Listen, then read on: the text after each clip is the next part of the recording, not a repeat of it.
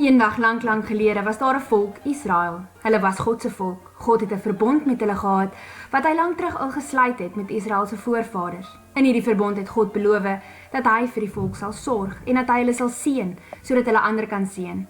Die volk moes lief wees vir God en lief wees vir mekaar, maar hulle het gesukkel.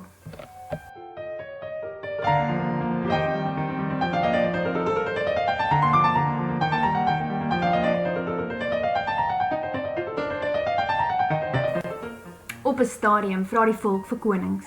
Hulle soek 'n koning wat hulle kan lei, oor hulle regeer en saam met hulle veg. So God stuur vir hulle konings.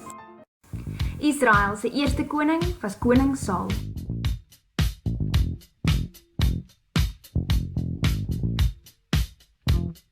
Saul is opgevolg deur Dawid.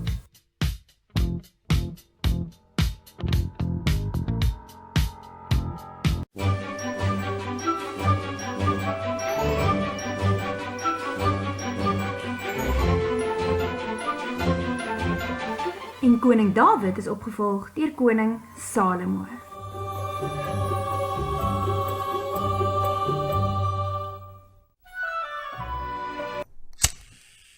Na Salomo se dood volg sy seun Rehabeam hom op. Maar Rehabeam dwing die volk om so baie belasting te betaal, dat die volk uiteindelik in twee skeur.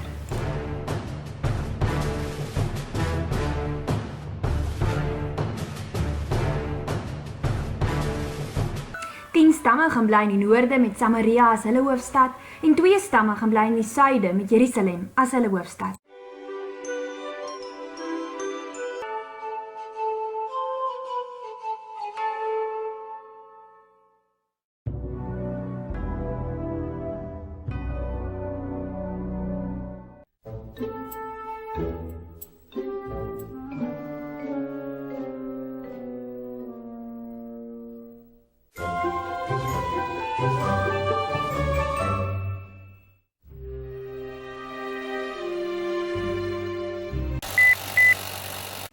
In die Noorderryk het alles verkeerd geloop. Na die dood van Jerobeam het 6 konings mekaar opgevolg, 5 van hulle is vermoor.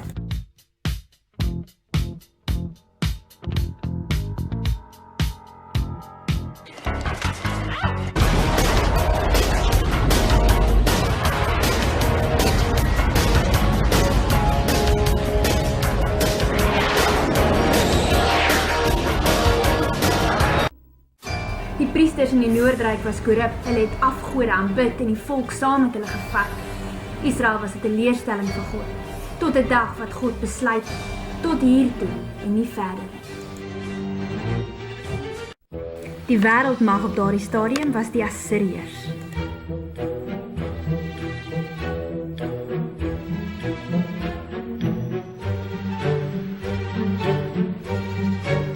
Die Assiriërs het baie druk uitgeoefen op Israel en hulle gedwing om swaar belasting te betaal.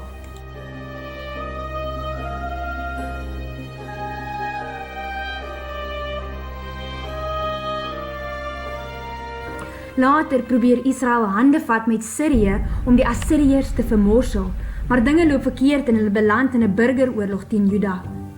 Die Assiriese koning Sargon brand toe vir Samaria af tot op die grond en van 'n hele koninkryk bly daar op die einde niks oor nie.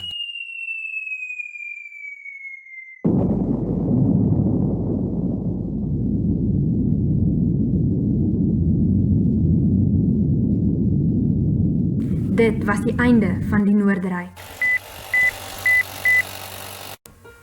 In die Suiderryk Juda het dit nie veel beter gegaan nie.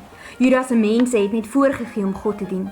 Mense het by die tempel gewerk net om geld te verdien. Leiers het hulle posisies misbruik om arme mense se geld en grond by hulle af te vat.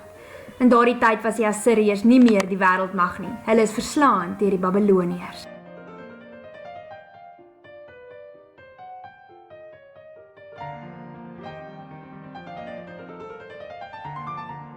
Juda was vreeslik bang vir die Babiloniërs.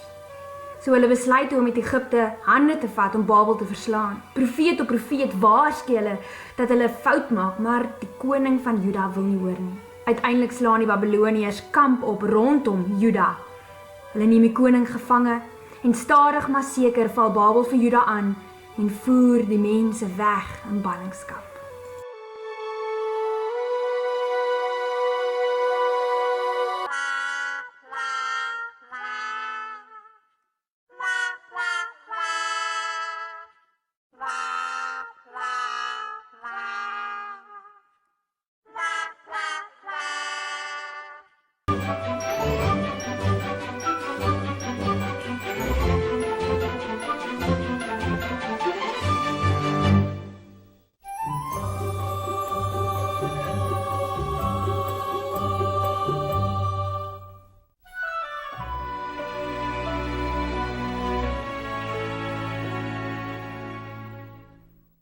In hierdie tyd in beide volke se lewens stuur God profeet op profeet om hulle te waarsku, om sy boodskap in sy hart te deel.